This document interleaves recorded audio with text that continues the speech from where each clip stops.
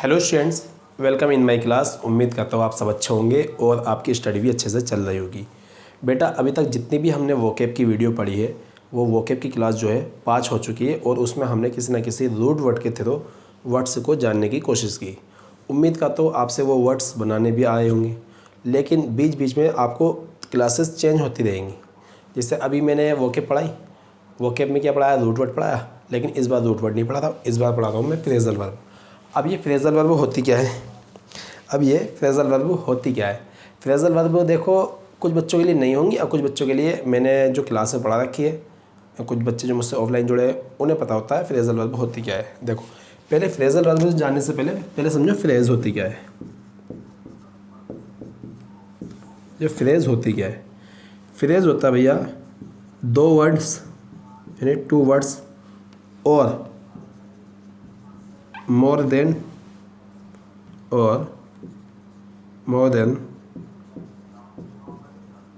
Two words जब एक साथ यूज़ हो जाए और उनका अपना खुद मीनिंग ना हो तो वो कहलाती है फ्रेज। वो क्या कहलाती? फ्रेज कहलाती है। जैसे एक एग्जांपल के तौर पर बताओ, the boy in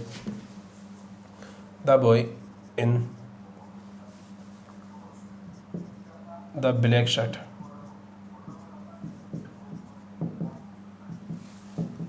is my cousin. तो द बॉय क्या है? सब्जेक्ट है। इन क्या है? प्रीपोजिशन है। और द ब्लैक शर्ट क्या है? इसका ऑब्जेक्ट है। इज क्या है? यहाँ पर लिंकिंग वर्ब है। और माई कज़न क्या है? सब्जेक्ट कॉम्प्लीमेंट है। तो भाई मेरा कज़न कौन है? बॉय। सही है, बिल्कुल। लेकिन कौन सा वाला बॉय है? जो लड़का वो ब्लैक शर्ट में है वो मेरा कज़न है। तो इस पूरे वर्ड को मिला के भी तो सब्जेक्ट बनना है इस लिंकिंग वर्ब का। तो ये जो पूरे के पूरे वर्ड्स मिले 1 2 3 4 5 6, ये 6 वर्ड्स इसमें लिखे हैं। ठीक है, जो 6 वर्ड्स इसमें आए हैं तो वो एक सब्जेक्ट बना रहे हैं मिलकर। वैसे रियल सब्जेक्ट तो द बॉय है, लेकिन ये पूरा का पूरा भी तो एक सब्जेक्ट बना रहे। The boy in the black shirt, the boy in the red shirt, the boy in the blue shirt. जो वो लड़का है लाल शर्ट में या ब्लैक शर्ट में, मेरा कज़न है। तो शब्दों का समूह जब उसका खुद का अपना मीनिंग कंप्लीट ना हो, वो क्या कहलाती है? हमारी फ्रेज कहलाती है। अब पढ़ना इतने को इसे, the boy in the black shirt, लड़का लाल शर्ट में, कोई मीनिंग निकला? बस इतने तो निकला। लड़का लाल शर्ट में क्या है? वो लाल शर्ट में जो लड़का है, दोस्त है, फ्रेंड है, भाई है तेरा, क्या है बताना पड़ेगा ना। तो फ्रेज का अपना कंप्लीट मीनिंग नहीं होता, अधूरा मीनिंग होता है, कंप्लीट नहीं होता। ठीक है, अगर उसे कंप्लीट करना है तो कुछ ना कुछ लिखना पड़ेगा, उसके लिए पूरा सेंटेंस करना पड़ेगा। इज़ माई फ्रेंड, मेरा दोस्त है। ठीक, बात समझ में? इसे कहते हैं हम फ्रेज। क्या बोलते हैं? फ्रेज। अब ये सब्जेक्ट का काम करता है। सब्जेक्ट कौन बनता है तुम्हें पता है? नाउन बनता है या प्रोनाउन बनता है। और नाउन बनता है या प्रोनाउन बनता है? तो प्रोनाउन तो ये है नहीं, क्योंकि प्रोनाउन तो I you we they he she it होते हैं। तो प्रोनाउन तो ये है नहीं, तो ये बचा नाउन। अब ये इसी को हम क्या कह देंगे? ये सब्जेक्ट का काम करता था तो नाउन बना, और ये है क्या? एक फ्रेज। तो इसे बोल देंगे हम नाउन फ्रेज। क्या बोल देंगे हम? Noun phrase. तो अब ये नाउन जो फ्रेज बनी है हमारी, ठीक, इसी तरह से कुछ वर्ब भी होती है। जैसे वर्ब आई हमारी account for, answer to, act on, act upon, come across, इस तरह से जो वर्ब होती है। तो भाई जैसे मैंने बोला, एक वर्ब बोली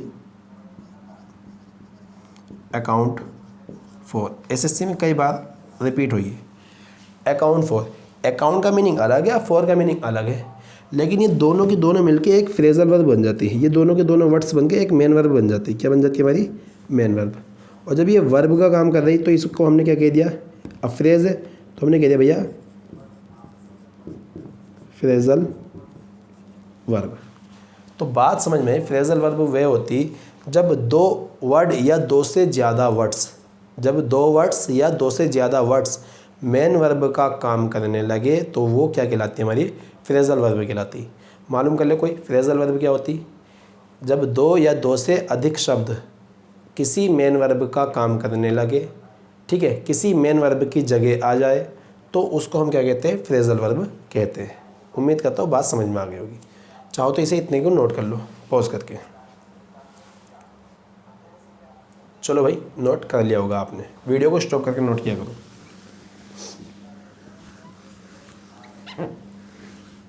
अब इधर देखो, फ्रेजल वर्ब कितने टाइप की होती है भाई। फ्रेजल वर्ब होती है 3 टाइप की। पहला आता है हमारा ट्रांजिटिव फ्रेजल वर्ब।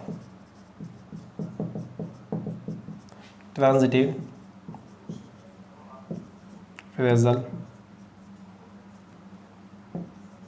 वर्ब। दूसरी आती है हमारी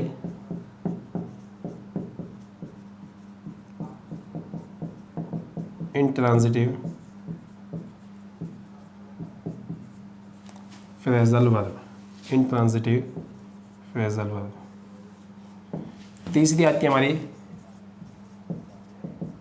स्प्लिटेबल, या शायद कट ना जाए, बस नीचे लिख दो, और सेपरेबल फ्रेजल वर्ब। इन्हें धीरे धीरे एक एक करके जानेंगे। देखो, ट्रांजिटिव फ्रेजल वर्ब क्या होती, पहले ये तो जानो। अगर कोई बच्चा न्यू है तो वो एक काम करना, प्लेलिस्ट में जाना, उसमें पार्ट्स ऑफ स्पीच के नाम से एक प्लेलिस्ट बनी है और उसमें लिखा है ट्रांजिटिव वर्ब और इंट्रांजिटिव वर्ब। इस पे बहुत सारे क्वेश्चन कर रखे हैं हमने भाई, एक बार वीडियो को देख लेना।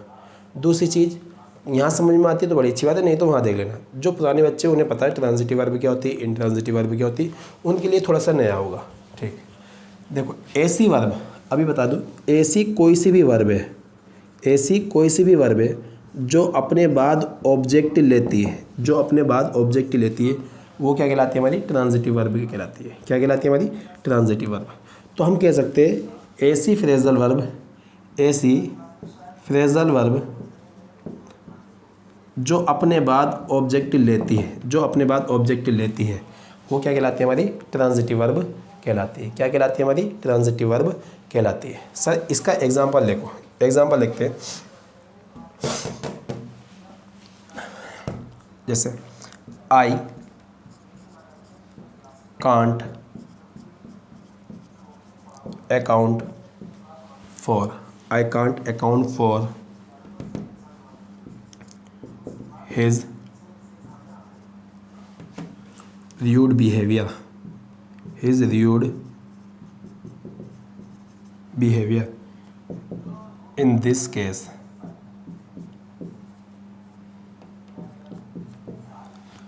अब देखो यहाँ पहले, I can't account for his rude behaviour in this case.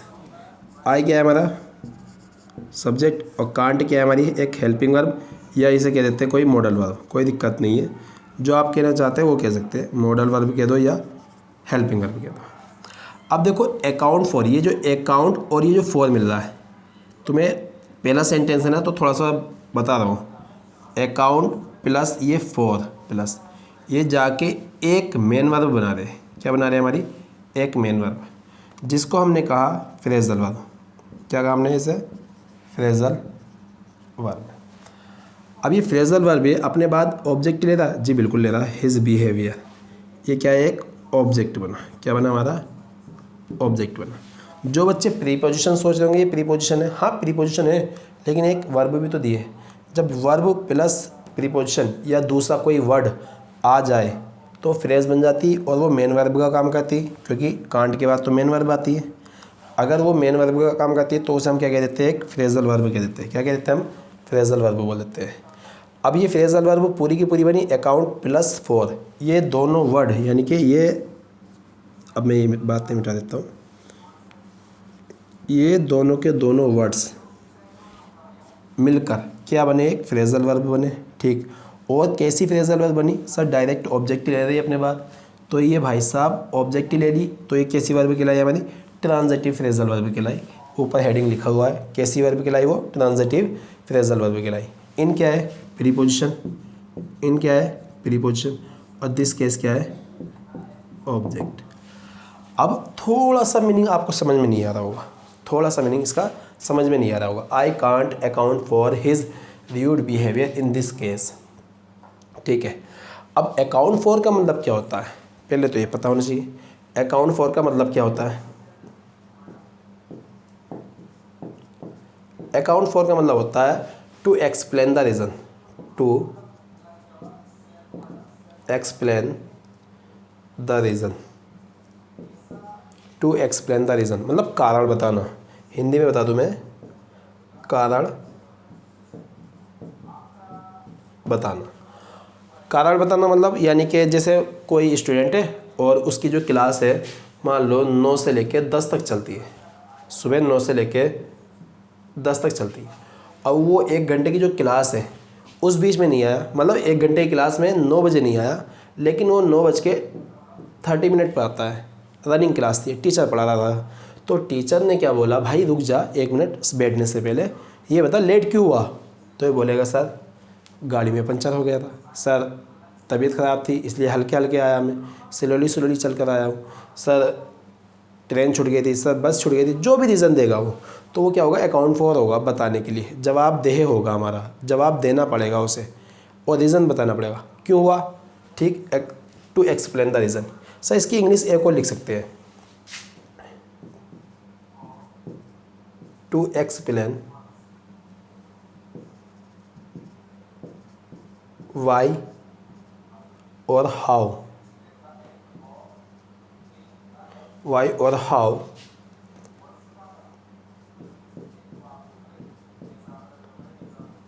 Something happened. To explain, explain करो वाई, पहले वाई पढ़ो फिर बाद में हाउ पढ़ेंगे। To explain why something happened, क्यों हुआ कुछ, ये एक्सप्लेन करना, फिर हाउ वाला पढ़ो।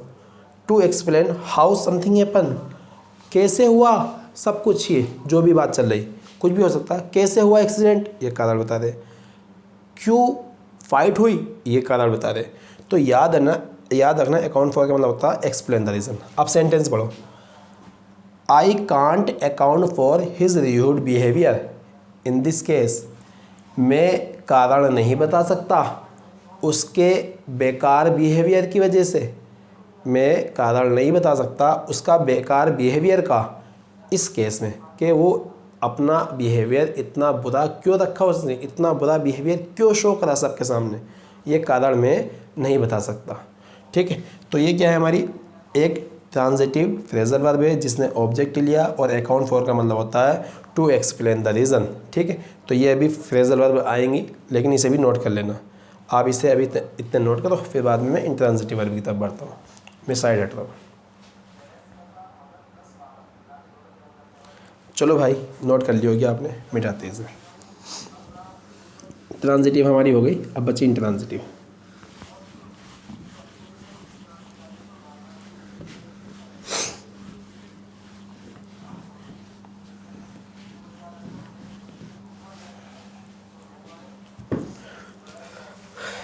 इंट्रांजिटिव फ्रेजल वर्ब, ऐसी वर्ब जो अपने बाद ऑब्जेक्ट नहीं लेती है, ऐसी वर्ब जो अपने बाद ऑब्जेक्ट नहीं लेती है वो कहलाती है हमारी इंट्रांजिटिव वर्ब। जैसे कोई मेन वर्ब आई और मेन वर्ब के बाद जो ना, मेन वर्ब के बाद ऑब्जेक्ट नहीं आए, कोई प्रीपोजिशन आ जाए, कुछ भी आ जाए, ठीक है, तो वो क्या कहलाएगी, हमारी इंट्रांजिटिव वर्ब कहलाएगी। सर इस मेन वर्ब को हम फ्रेजल वर्ब कह सकते हैं ना, अगर 2 वर्ड्स आ जाए तो हम कह सकते हैं सर कोई फ्रेजल वर्ब आएगी, फ्रेजल वर्ब। ठीक है, चाहे उसमें प्रीपोजिशन हो या ना हो, और बाद में कोई प्रीपोजिशन आ भी सकती है और नहीं भी आ सकती, मतलब प्रीपोजिशन नहीं आएगी तो सेंटेंस यहाँ तक भी रुक सकता है, ऑब्जेक्ट नहीं दिया हो, बस ऑब्जेक्ट नहीं दिया हो, कोई प्रीपोजिशन फिर उसका कोई ऑब्जेक्ट आ सकता है। तो भाई याद रखना यहाँ कोई सब्जेक्ट भी होगा, ये सब्जेक्ट है हमारा, ये फ्रेजल वर्ब है जो इस सब्जेक्ट की वर्ब है, ठीक, ये प्रीपोजिशन है, ये क्या है प्रीपोजिशन और ये क्या है इसका ऑब्जेक्ट। जैसे मैंने बोला भाई द वुमेन, इस तरह से लिखना, the women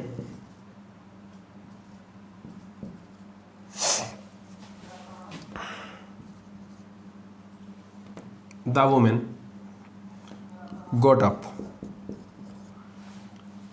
the woman got up from the chair,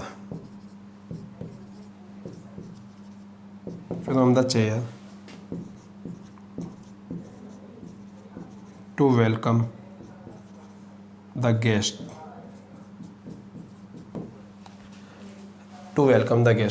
तो द वुमेन यहाँ क्या है बेटा, सब्जेक्ट है। गोट अप एक फ्रेजल वर्ब है, क्या है एक फ्रेजल वर्ब है, क्योंकि गेट अप होता उठना, तो ये पास्ट में लिखी। अच्छा वुमेन उठती है वेलकम करने के लिए मेहमानों का, या वुमेन उठी थी, सब वुमेन उठी थी, ये सही है। उठती है रोज़ रोज़ थोड़ी उठती है, बार बार थोड़ी उठती है, तो भाई याद रखना वुमेन उठी थी, ये हमारी पास्ट में लिखी, कोई दिक्कत नहीं है। इसे हम बोल सकते हैं V2, पूरी की फ्रेजल वर्ब को क्या बोल सकते हैं V2। V2 नहीं बोलना चाह रहे तो भैया पास्ट बोल दो। सर V2 बोलना सही है, पास्ट बोलना सही है? पास्ट बोलना ज़्यादा सही है और V2 बोलना कम सही है। अब यहाँ देखो ये तो पूरी की पूरी मेन वर्ब हो गई ना सर, इसके बाद कोई ऑब्जेक्ट दिया है, कोई नाउन प्रोनाउन दिया है नहीं, कोई प्रीपोजिशन दी है, ये क्या है प्रीपोजिशन। फ्रॉम क्या है प्रीपोजिशन, और द चेयर क्या है इस प्रीपोजिशन का ऑब्जेक्ट। क्यों उठी भैया, टू वेलकम। वैसे बेटे अभी इन्फिनिटिव वगैरह मैंने पढ़ाया नहीं, आपको किसी टाइम पढ़ाएंगे, तो याद रखना अभी टू प्लस वर्ब की फर्स्ट फॉर्म, इधर देखो, जब टू प्लस वर्ब की फर्स्ट फॉर्म दी गई हो, टू प्लस वर्ब की फर्स्ट फॉर्म दी गई हो, तो उसे बोलते हैं हम इन्फिनिटिव। क्या बोलते हैं हम, इन्फिनिटिव। क्या बोलते हैं हम, इन्फिनिटिव। और ये पता क्या बताता है, रीज़न बताता है। क्या बताता है, रीज़न बताता है। देखो द वुमेन गोट अप, औरत उठी, फ्रॉम द चेयर, चेयर से। अब बताएगा क्यों उठी भैया, गोट अप, वाई, क्यों उठी, वाई का रीज़न, मतलब हिंदी में बोल सकते हैं क्यों उठी। जब तुम्हें लगे ना क्यों वाला सेंस है, तो वो क्या होता है, इन्फिनिटिव होता है। क्या होता है हमारा, इन्फिनिटिव। क्या होता है हमारा, इन्फिनिटिव। और इन्फिनिटिव क्या होता है हमारा, टू प्लस वर्ब की फर्स्ट फॉर्म। ठीक, टू वेलकम, वेलकम किसका, द गेस्ट। अब ये जो वेलकम है ट्रांजिटिव वर्ब है, तो इसे हम बोल देंगे ये इस वेलकम का ऑब्जेक्ट है, इस वेलकम का ऑब्जेक्ट है। और वेलकम किस में लिखा है, इन्फिनिटिव में लिखा है, तो ये कहलाएगा हमारा object of infinitive, object of infinitive. शायद ये बात लंबी हो जाएगी, मुझे बतानी नहीं चाहिए थी, लेकिन फिर भी मैंने बता दी, क्योंकि कुछ बच्चे ऐसे हैं जो चाहते हैं कि भैया पूरे सेंटेंस को ब्रेक करो, कुछ बच्चे ऐसे कि बस आंसर दे दो। जो बच्चे चाहते हैं कि बस आंसर मिल जाए सही हो जाएगा, तो वो गलत हो सकते हैं कभी ना कभी, याद रखना कहीं ना कहीं मार खा सकते हैं। जो बच्चे पूरे सेंटेंस को ब्रेक करेंगे वो कभी मार नहीं खाएंगे। अब देखो the women goat up, sir objective दिया नहीं, जब ऑब्जेक्टिव नहीं दिया तो भैया ये जो फ्रेजल वर्ब लिखी है कैसी होगी, इंट्रांजिटिव फ्रेजल वर्ब होगी। गोट अप का मतलब होता टू रेज, टू रेज मतलब बढ़ना, आगे बढ़ना, उठना। ठीक है, उठना। तो भैया औरत उठी थी चेयर से स्वागत करने के लिए मेहमानों का। ठीक है, तो ये हमारी क्या है, इंट्रांजिटिव फ्रेजल वर्ब है। एक आधा सेंटेंस हो देखिए इंट्रांजिटिव, जैसे मैंने बोला she passed away, she passed away। अब शी क्या है, सब्जेक्ट, अब passed away क्या है, एक पूरी की पूरी मेन वर्ब है जो फ्रेजल वर्ब है। कई बार लोगों ने बोला होगा शी passed away, वो मर गई थी, वो मर गई है, वो क्या है, मर गई है, उसकी मृत्यु हो गई है, वो परलोक से धार गई है। तो भैया पास्ड अवे का मतलब होता है जब कोई दुनिया से रवाना हो जाता है, दुनिया छोड़ जाता, उसके लिए आता पास्ड अवे। ठीक है, शी पास्ड अवे। सर इसने कोई ऑब्जेक्टिव लिया है क्या अपने बाद, सर इसने कोई ऑब्जेक्टिव लिया या नहीं लिया, बताओ पहले। सर जब ऑब्जेक्टिव नहीं लिया तो ये वर्ब कैसी होगी हमारी, transitive verb, sorry intransitive verb होगी। कैसी होगी हमारी, इंट्रांजिटिव वर्ब होगी। तो उम्मीद करता हूँ ये बात समझ में आई होगी, इसे नोट करो, फिर बाद में आगे बढ़ते हैं।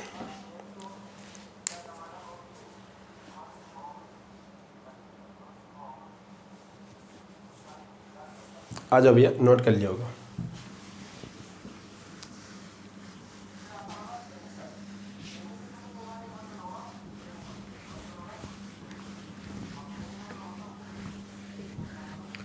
अब देखो स्प्लिटेबल और सेपरेबल, तो याद रखना स्प्लिट, एक स्प्लिट वर्ब होती है, एक स्प्लिट वर्ब होती है और एक सेपरेट होती है। स्प्लिट का मतलब होता है हटाना, स्प्लिट का मतलब होता है to remove, to remove. Split का मतलब होता है टू रिमूव, मतलब हटाना। क्या होता है? हटाना। दूसरी सेपरेट का मतलब होता है अलग करना। क्या होता है? अलग करना, टू डिवाइड समथिंग या समवन। ठीक, सेपरेट का मतलब होता है अलग करना, ठीक, और इसका मतलब होता है टू रिमूव, मतलब हटाना। जहाँ कोई पहले से खड़ा हो या बैठा हो उसे वहाँ से हटा दिया जाए, तो स्प्लिट। सेपरेट, जैसे ये पेन और ये कैप एक साथ जुड़े हुए, अब हमने क्या करा? सेपरेट कर दिया इसे। क्या कर दिया हमने? सेपरेट कर दिया। अब मान लो ये पेन यहाँ रखा है, पेन यहाँ रखा है, अब मैंने आया और मैंने पेन उठाया और यहाँ रख दिया, तो मैंने क्या करा? इसे स्प्लिट कर दिया, हटा दिया। स्प्लिट का मतलब गायब करना भी होता है, बिल्कुल पूरी तरह से गायब भी करते हैं। ठीक, अब ये तो वर्ब है, लेकिन स्प्लिट में एबल लग गया, वोकैब की फर्स्ट वीडियो याद करो। स्प्लिट में एबल लग गया तो ये क्या बन गया हमारा? एडजेक्टिव। स्प्लिटेबल और सेपरेबल फ्रेजल वर्ब, मतलब ऐसी फ्रेजल वर्ब जो पूरी मीनिंग तो रखती है, यानी कि अगर आसान लैंग्वेज में लिखूँ, ऐसी फ्रेजल वर्ब, मान लो कोई फ्रेजल वर्ब लिखी, एक वर्ड ये लिखा और प्लस दूसरा वर्ड ये लिखा, तो ये अपने आप में एक फ्रेजल वर्ब है, ठीक।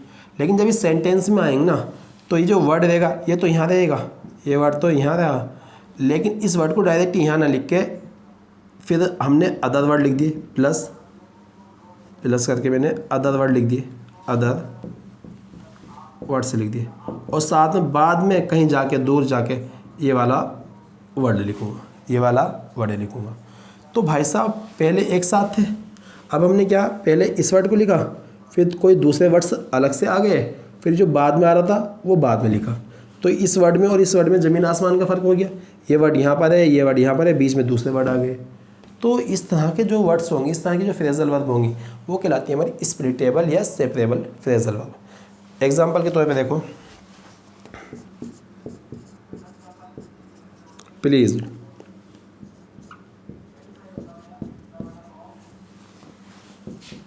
Switch the fan on. अब एक होता स्विच ऑन, एक होता स्विच ऑफ। प्लीज़, कृपया, स्विच ये क्या है? हमारी एक मेन वर्ब है, और द फैन क्या है? एक ऑब्जेक्ट है, और ऑन क्या है? एक प्रीपोजिशन है। लेकिन एक बात हो, स्विच बंद करना, द फैन, लेकिन ये स्विच का मतलब होता है एक स्विच, ये होता है नाउन होता है। क्या होता है? एक नाउन होता है। स्विच मतलब जैसे चटपटा, चटकनी जिसे बोलते हैं, चटकनी जिसे बोलते हैं, यानी चटकनी बोलते हैं, चटकनी बोलते हैं, जो ही बोलते होंगे, ठीक है। वो जो स्विच होता है पंखे का, ऑन कर देते हैं, उसे बोलते हैं स्विच, तो ठीक है। लेकिन जैसे स्विच के साथ ऑन लगेगा तो ये होता है ओपन करना, खोलना, पंखा चलाना, ठीक है। To start something, switch on से, और स्विच ऑफ से होगा टू ऑफ समथिंग। तो याद रखना, ये स्विच और साथ में जो ये ऑन है, ये दोनों मिलके एक फ्रेजल वर्ब बनाते हैं। ये क्या कहलाएगी? हमारी एक फ्रेजल वर्ब कहलाएगी, फ्रेजल वर्ब कहलाएगी। और बीच में दूसरा वर्ड आया, कौन सा वर्ड आया? कोई अदर वर्ड आया। क्या है हमारा? अनदर वर्ड, अनदर वर्ड आया। जब कोई दो में, यानी कोई फ्रेजल वर्ब के बीच अनदर वर्ड आ जाए, तो वो कैसी फ्रेजल वर्ब होगी? हमारी स्प्लिटेबल फ्रेजल वर्ब होगी या सेपरेबल फ्रेजल वर्ब होगी। इसी तरह से सर अभी स्विच ऑन लिखा है, तो हम अब ठंड लगने लगी, पंखा चला दिया तो भाई एक काम करते हैं, इसे बंद कर देते हैं। Please switch the fan of. भैया पहले पंखा चलवाया उसने, अब क्या करा उसने, इस स्विच को ऑफ करवा दिया। तो ये हमें पता चला ट्रांजिटिव वर्ब क्या होती है, जो ऑब्जेक्ट लेती, इंट्रांजिटिव वर्ब जो होती है वो ऑब्जेक्ट नहीं लेती। लेकिन स्प्लिटेबल और सेपरेबल ये ट्रांजिटिव भी हो सकती है, इंट्रांजिटिव भी। और यहाँ पर ये क्या है, ट्रांजिटिव, क्योंकि स्विच और ऑन के बीच में ये आ रहा है, मेन वर्ब के बाद ये आ रहा है ना, मेन वर्ब के बाद ये आ रहा है क्या, ऑब्जेक्ट, तो ये ट्रांजिटिव है। मेन वर्ब के बाद ऑब्जेक्ट आ रहा है तो ट्रांजिटिव है। चाहे पूरी की पूरी मिला के ये हमने फ्रेजल वर्ब पढ़ी है, चाहे हमारी आधी ये है आधी ये, लेकिन ये मेन वर्ब के बाद आ रहा है तो ये ऑब्जेक्ट काउंट होगा। अब कुछ इंट्रांजिटिव भी पढ़ेंगे, लेकिन जो मुझे समझाना था मैंने समझा दिया। अब धीरे धीरे जितनी भी फ्रेजल वर्ब हम पढ़ेंगे तो यहाँ पर आपको 2-3 सेंटेंस अभी मैं करवा रहा हूँ, लेकिन फिर बाद में आपके टेस्ट जो होगा उसमें यूज़ होगी, ठीक। और जो बच्चे मेरी क्लास के बच्चे तो उनके तो ऑफलाइन प्रैक्टिस भी होगी इसकी, और ऑनलाइन तो हो ही रही है। तो जो बच्चे वीडियोस देखेंगे तो वो ऑफलाइन में करके अपना प्राइज़ भी जीत लेंगे, ठीक है। फ़िलहाल अभी तो ये नोट करो, मैं साइड हट रहा हूँ, कुछ फ्रेजल वर्ब लिखूँगा, उसके फिर हम सॉल्व करेंगे।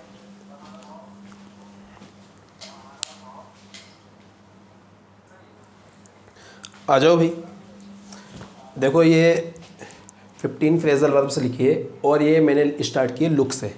सर आपने लुक से क्यों की है? सर लुक वाली बहुत इंपॉर्टेंट है, तो इसलिए कह रहा हूँ कि लुक वाली छोड़ मत देना। लुक वाली है, ब्रिंग वाली है, ठीक है। ये कुछ फ्रेजल वर्ब है जो अक्सर एग्ज़ाम में आती रहती है।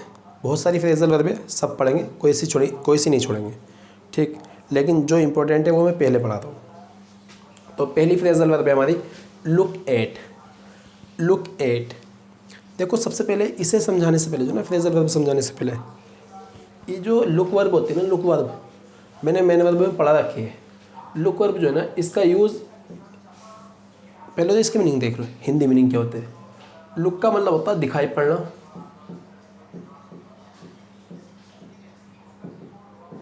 दिखाई पड़ना। अगर लुक का मतलब क्या होता है, दिखाई पड़ना है, तो इसे हम, इसकी इंग्लिश होगी नोटिस करना, मतलब नोटिस होना। अब जब दिखाई पड़ना है और देखने में, दिखाई पड़ने में और देखने में फ़र्क है। जो हमें दिखाई पड़ता है ना, अचानक से दिखाई पड़ता है, तो उसमें टाइम नहीं लगता, लेकिन जो हम देखते हैं, आप मुझे देख रहे हो ना, तो मुझे देखने में आपको टाइम लग रहा होगा, लेकिन अचानक से दिन निकल गया, हमें दिखाई पड़ा, अचानक से हमें कोई जाता हुआ दिखाई पड़ा।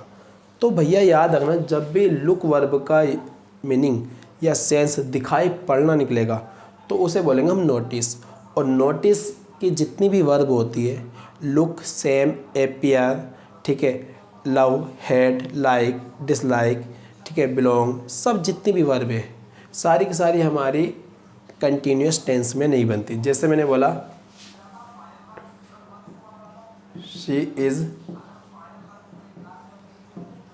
लुकिंग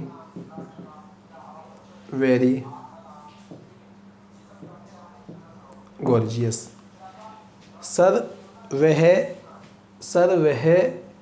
बहुत गॉर्जियस देख रही है, या वह बहुत ज़्यादा गॉर्जियस लग रही है। गॉर्जियस का मीनिंग क्या होता है, ड्रेसिंग में सुंदरी, यानी ड्रेसिंग में सुंदर, कपड़े पहन के जो सुंदर लगते हैं। लड़कियों के लिए गॉर्जियस आता और लड़कों के लिए ड्रेसिंग होता। तो इसकी हिंदी क्या है हमारी, सुंदर। क्या है, सुंदर। सर वह बहुत सुंदर देख रही है, या बहुत ज़्यादा सुंदर लग रही है, या दिखाई पड़ रही है। सर आप कहोगे लग रही है या दिखाई पड़ रही है, ये वाला सेंस निकल रहा है, लेकिन बहुत ज़्यादा सुंदर देख रही है इस तरह से तो गलत है। तो भैया जब वो सुंदर दिखाई पड़ रही है या लग रही है, अगर ये वाला सेंस है, तो ये जो लुक वर्ब लिखी है ना, ये लुक वर्ब लिखी है, ये कंटिन्यूस टेंस में यूज़ नहीं होती। तो इसे हम काट के क्या कर देंगे, पहले देखो क्या लिखा है, प्रेजेंट कंटिन्यूस। क्या लिखा है हमारा, है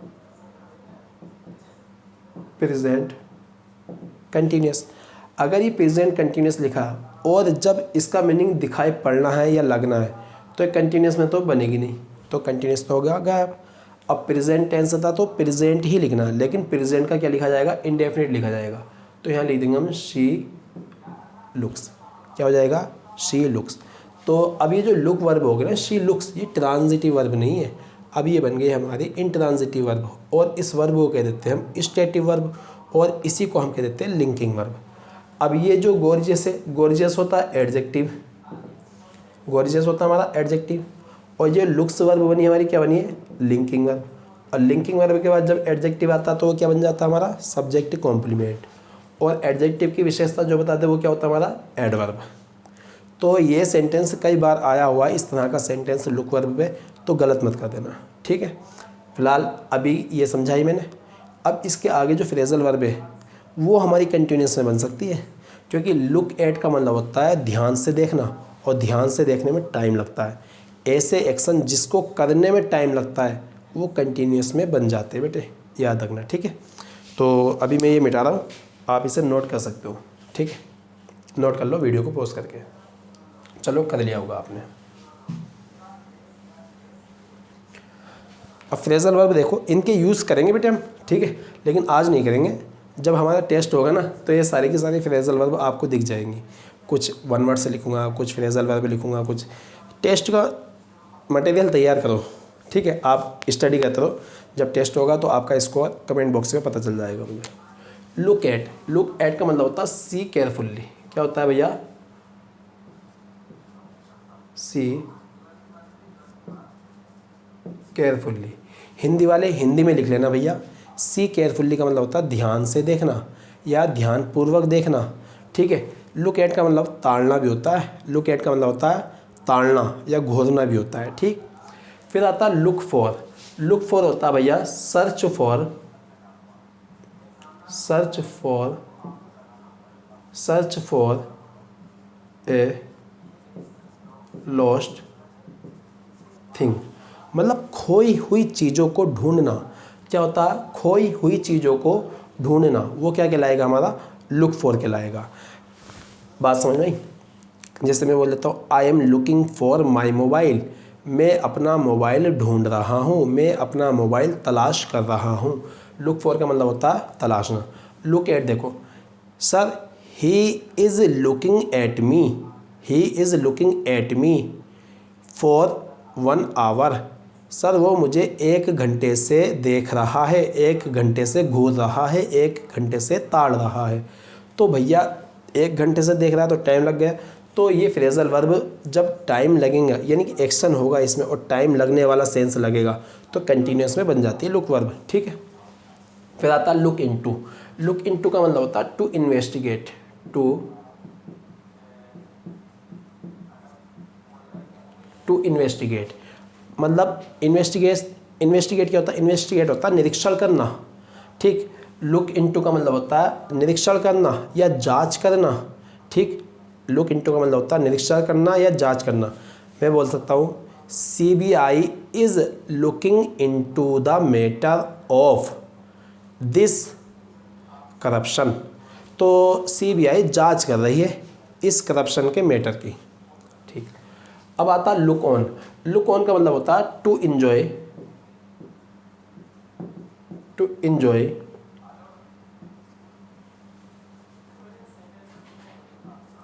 to enjoy some activity, some activity without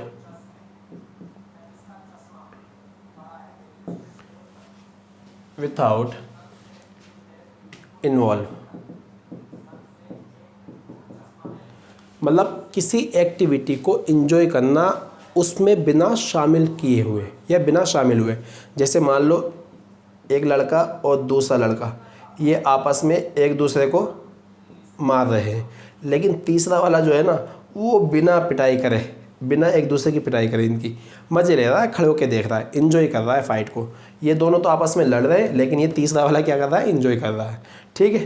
तो इस तरह से इन्जॉय करना क्या कहलाएगा हमारा, लुक ऑन कहलाएगा। क्या कहलाएगा बेटे, लुक ऑन कहलाएगा।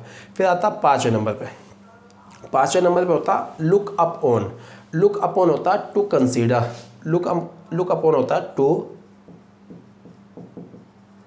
कंसीडर, टू कंसीडर मतलब सोच विचार करना। द जज is looking up on in this case, जज जज सोच विचार कर रहे हैं इस केस में, ठीक। टू कंसीडर, कंसीडर का मतलब होता है विचार करना। फिर आता लुक इन, लुक इन आता हमारा कहीं पर थोड़े समय के लिए स्टे करना, कहीं पर थोड़े समय के लिए जाना। तो हम कह सकते हैं टू पे ए शॉर्ट विजिट,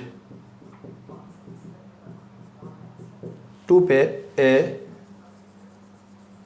शॉर्ट विजिट, मतलब कहीं पर थोड़े समय के लिए, कहीं पर थोड़े समय के लिए जाना। जैसे मान लो मुझे कहीं जाना था, अभी मेरे साथ एक केस हुआ था, मुझे रामनगर जाना था। अब जब रामनगर जाना था तो रामनगर और काशीपुर के बीच में एक चौकी पड़ती है, तो वहाँ एक फ्रेंड रहता है मेरा, तो पुलिस में, तो वहाँ स्टे वहीं रहता ज़्यादा था, अभी लगभग कम से कम 1 साल से वहीं पर है। तो मुझे प्यास लग रही थी, तो मैंने सोचा यार कहीं ना जाके उसी के पास चले जाऊँ थोड़े समय के लिए, उससे बात भी हो जाएगी। तो मुश्किल से मैं 10 से 15 मिनट के लिए उसके पास गया, बात भी हुई, ठीक है। उस बीच में कोल्ड ड्रिंक भी पी, पानी भी पिया, ठीक। तो थोड़े समय के लिए कहीं पर जाना, तो क्या हो जाएगा लुक इन, टू पे ए शॉर्ट विजिट। फिर आता हमारा लुक आउट, क्या आता है लुक आउट। लुक आउट का मतलब होता है बी वेयर, क्या होता है बी वेयर, बी वेयर या टू वॉच। देखो बी वेयर का मतलब होता है सतर्क, और टू वॉच का मतलब होता है यानी कि सावधानी से देखना, सावधानी से देखना। तो लुक आउट, लुक आउट होता है सावधानी से देखना या सावधानीपूर्वक देखना या ध्यान से देखना या सतर्क होना। तो क्या हो जाएगा भैया लुक आउट का मतलब बी वेयर या टू वॉच। इंग्लिश में इसलिए बता रहा हूँ बेटे, हिंदी बोल रहा हूँ आप लिख लेना। इंग्लिश में इसलिए बता रहा हूँ क्योंकि वहाँ इंग्लिश ही काम करेगी आपके एग्ज़ाम में, हिंदी काम बिल्कुल नहीं करेगी। फिर आता लुक ओवर या गो ओवर, ये एक फ्रेजल वर्ब है। Look over, sir go over थोड़ी मेरे माइंड में आ गई तो मैंने साथ में लिख दी। तो लुक ओवर और गो ओवर का मतलब भी वही होता है जो हमने यहाँ पर टू इन्वेस्टिगेट लिख रखा है, यहाँ पर लिख देंगे हम टू एग्जामाइन, टू एग्जामाइन। बस याद रखना इन्वेस्टिगेशन वहाँ जाकर होती है जहाँ कोई घटना होती है, मतलब घटना स्थल पर जाके, घटना स्थल पर जाके इन्वेस्टिगेशन होती है। और एग्जामाइन आप रूम में बैठ के, ऑफिस में बैठकर भी कर सकते हैं। तो लुक ओवर या गो ओवर का मतलब होता है टू एग्जामाइन, जांच करना, क्या होता है जांच करना। फिर आ जाओ इधर look up to, look up to होता है भाई इज्जत करना। क्या होता है लुक अप टू का मतलब होता है इज्जत करना। To respect, to respect honestly, ईमानदारी से इज्जत करना। ऑनेस्टली लिखना चाहो तो लिख दो, नहीं तो कोई बात नहीं। लुक अप टू का मतलब होता है इज्जत करना, ठीक है। She looks up to me, वो मेरी इज्जत करती है। फिर आता look down upon, very important, कई बार आई है। To consider somebody inferior, to consider somebody inferior, मतलब किसी की बेइज्जती करना, किसी की बुरी तरह से बेइज्जती करना। इन्फीरियर का मतलब होता है बेइज्जती करना। लुक डाउन अपॉन होता है किसी की बेइज्जती करना, ठीक। To consider somebody inferior. फिर आता look forward to, look forward to होता है भैया किसी से उम्मीद रखना, किसी से आशा रखना, ठीक है। लुक फॉरवर्ड टू होता है किसी से उम्मीद रखना, किसी से आशा रखना। और लुक फॉरवर्ड टू का मतलब होता है इंतज़ार करना भी होता है। लुक फॉरवर्ड टू का मतलब इंतज़ार करना भी होता है। अगर उम्मीद करना है तो हम लिख सकते हैं टू एक्सपेक्ट, टू एक्सपेक्ट या होप, या जैसे मैं बोल देता हूँ आपको, मैंने क्या बोला यानी कि इंतज़ार करना। टू वेट भी हो सकता है। टू सबके लिए कॉमन है, एक्सपेक्ट के लिए भी, होप के लिए भी और वेट के लिए भी। टू एक्सपेक्ट या होप, उम्मीद करना या इंतज़ार करना। फिर आता look after, very important word. Look after होता ख्याल रखना, ध्यान रखना।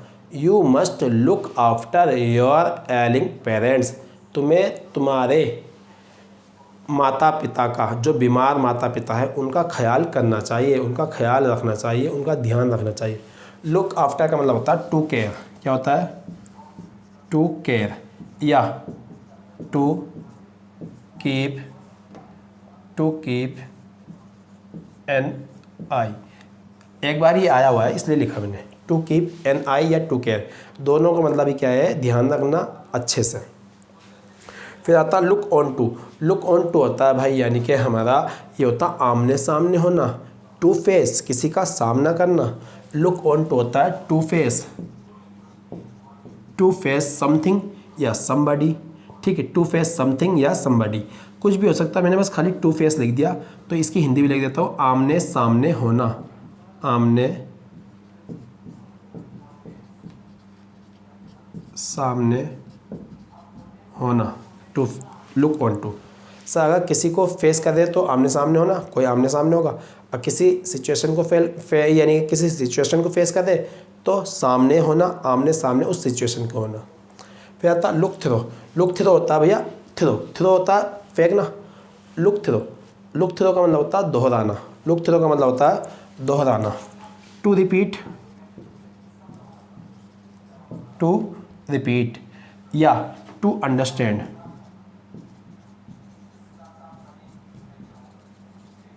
क्योंकि लुक थ्रो का मतलब होता है टू रिपीट दोहराना या समझना, और वो भी टू अंडरस्टैंड, वो भी कैसे, clearly. To understand clearly. To repeat मतलब दोहराना या अंडरस्टैंड समझना क्लियरली अच्छे से, ठीक। फिर आता लुकर्स ऑन। लुकर्स ऑन होता है देखो तमाशा देखने वाले लोग। लुकर्स ऑन होता है तमाशा देखने वाले लोग, तो इसे बोल देते हैं ऑन लुकर्स।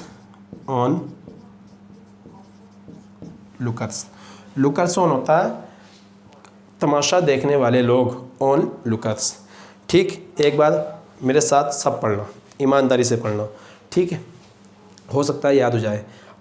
लुक एट, बोलो लुक एट बेटा, लुक एट होता है सी केयरफुल्ली, ध्यान से देखना, ठीक। फिर आता लुक फॉर होता है ढूंढना, search for a lost thing यानी खोई हुई चीज़ों को ढूंढना। लुक इनटू का मतलब होता है टू इन्वेस्टिगेट, जांच करना, कहाँ पर, घटना स्थल पर जाकर। फिर आता लुक ऑन होता है to enjoy some activity without involve, किसी एक्टिविटी में शामिल हुए बिना उसको एंजॉय करना। फिर आता लुक अप ऑन होता है टू कंसीडर, सोच विचार करना या विचार करना। लुक इन होता है टू पे ए शॉर्ट विजिट, कहीं पर थोड़े से समय के लिए जाना। लुक आउट का मतलब होता है बी वेयर या टू वॉच, सतर्क या ध्यान से देखना, सतर्क होना। फिर आता लुक ओवर या गो ओवर, दोनों के दोनों फ्रेजल वर्ब है, गो वाले में पढ़ लेंगे इसे भी। लुक ओवर या गो ओवर ये होता है टू एग्जामाइन, जांच करना, ये घर पे बैठ के भी हो सकती है, रूम में बैठ के, ऑफिस में बैठ के भी हो सकती है, ठीक। फिर आता है इधर लुक अप टू होता है रेस्पेक्ट, इज्जत करना। Look down upon two consider somebody inferior, बेइज्जती करना। लुक फॉरवर्ड टू होता है उम्मीद करना या इंतज़ार करना, टू एक्सपेक्ट या होप ये लगेगा, होप या टू वेट। फिर आता लुक आफ्टर होता है ध्यान रखना, लुक आफ्टर होता है ध्यान रखना, ख्याल रखना अच्छे से। टू केयर या टू कीप एन आई, अपनी आँखों का तारा बना के रखना। लुक ऑन टू होता है टू फेस, किसी का सामना करना या आमने सामने होना। लुक थ्रो होता है टू रिपीट, दोहराना या टू अंडरस्टैंड क्लियरली, अच्छे से समझना। फिर आता है लुकस ऑन को बोलते हैं ऑन लुकस होता है नाउन, याद रखना ऑन लुकस एक नाउन होता है, क्या होता है, नाउन, और लुकस ऑन होता है फ्रेजल वर्ब। लुकस ऑन होता है फ्रेजल वर्ब, ऑन लुकस होता है नाउन, इसका मतलब होता है तमाशा देखने वाले लोग। बेटे उम्मीद करता हूँ क्लास आपको समझ में आ गई होगी। आज जो ये क्लास है बहुत ज़्यादा इंपॉर्टेंट है, इसे स्किप नहीं कर देना, ठीक। और दूसरी चीज़, ये जो क्लास है इसमें जितनी भी हमने फ्रेजल वर्ब करी, इसका एक टेस्ट होगा संडे के दिन, जो आपको संडे में वीडियो मिलेगी। और संडे में जो वीडियो मिलेगी उसमें आप टेस्ट में आप अपना अच्छा से टेस्ट लेना, उसमें मुझे बताना सर मैंने कितने क्वेश्चन करे और कितने मेरे नंबर आए। लेकिन टेस्ट ऐसे होगा, मैं आपको टेस्ट लिखूँगा, आपको टाइम तो नहीं दिया जाएगा क्योंकि लाइव क्लास तो है नहीं जो टाइम दिया जाएगा। मैं बोल दूँगा भाई ये आपका टेस्ट है, वीडियो को पॉज कर लो और इसे आप खुद से करो, ठीक है। फिर बाद में आप स्टार्ट कर लेना वीडियो, फिर आप मुझे बता देना इतने क्वेश्चन सही हुए और उसका एक्सप्लेनेशन देख लेना, ठीक है, उम्मीद करता हूँ आपको ये वीडियो समझ आ गई होगी, अच्छे से पता चल गया होगा कितने टाइप की फ्रेजल वर्ब होती है, किस तरह से फ्रेजल वर्ब काम करती है, ट्रांजिटिव, इंट्रांजिटिव, स्प्लिटेबल और सेपरेबल। तो याद रखना बेटे, जितनी भी फ्रेजल वर्ब है ये क्लोज टेस्ट में बहुत ज़्यादा आती है, फिलर्स में यूज़ होती है, और जिनका MTS का एग्ज़ाम है वो तो इसे स्किप मत कर देना, ठीक है। और जिसका CHSL का चल रहा है वो भी स्किप नहीं करना, ठीक है। मिलते हैं नेक्स्ट वीडियो में। Thanks for watching this video. इसे नोट कर लेना भाई।